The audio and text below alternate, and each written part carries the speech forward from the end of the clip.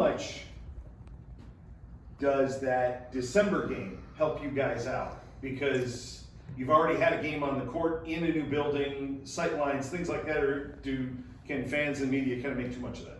No, it was exactly, why we wanted to play in the new facility, and, had a great game with Delaware. It just gives us, what we think is a good feel for the place. And, knowing that we've been there before and what it feels like to be in the locker rooms and shoot on those rims, we'll take it.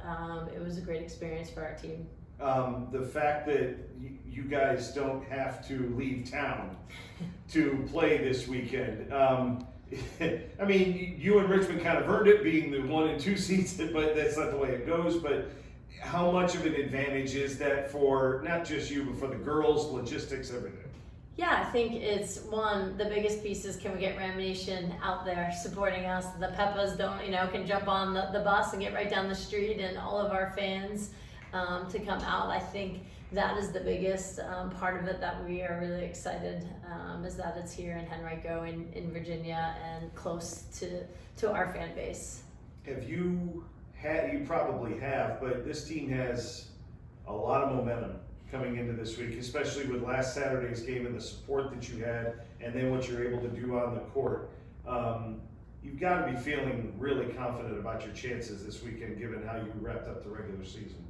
It was phenomenal. Our Support Her game, it's 6,000 fans in the stew. Our players, all talked about moments of the game and the energy.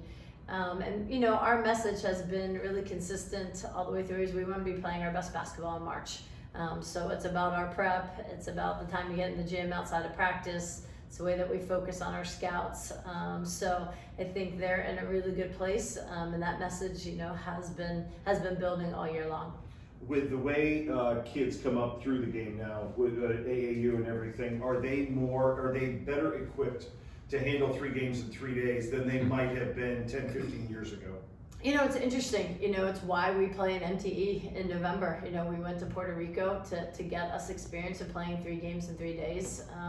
I have an awesome, amazing athletic trainer, Chris, and a great strength coach, Sauce, and we have been charting our mileage and our intensity loads for the last 5 or 6 years, and so we know exactly what practices should look like to make a run, and we really, this is where science helps us.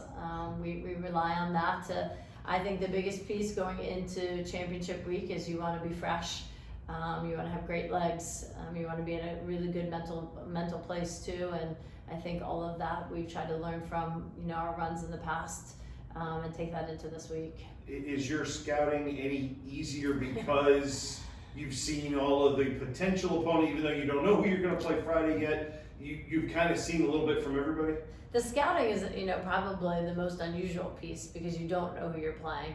So the last couple of days have been combination of, hey, this is what the game plan would be if it's St. Louis. This is the game plan if it's GW, and you're mixing that into your prep. So that's probably the it's great to have earned the double bye, and then the flip side is you don't know until tonight who that opponent is.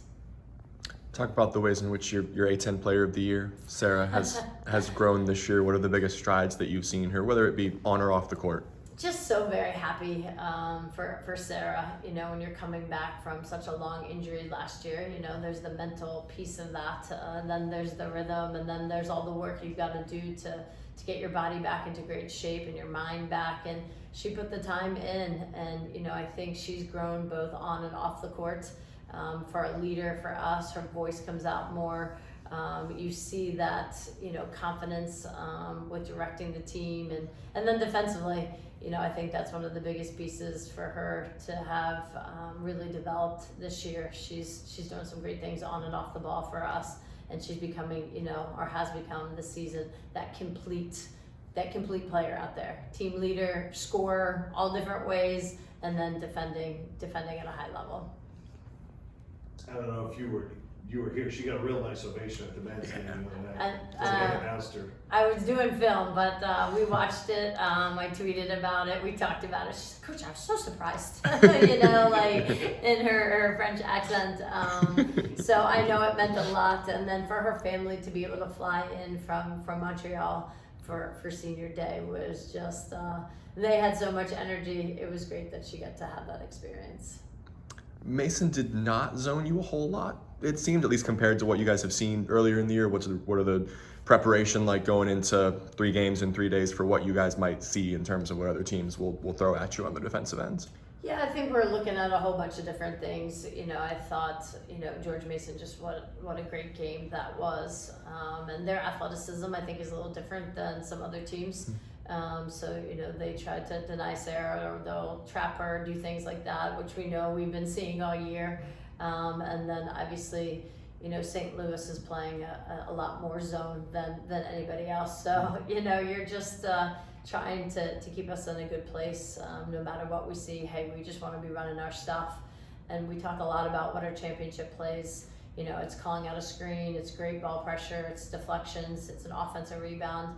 And those are the plays that, I think really fuel teams when you're talking about tournament time. Okay, guys. Good? Yep. Thank you so much, Beth. Thank you.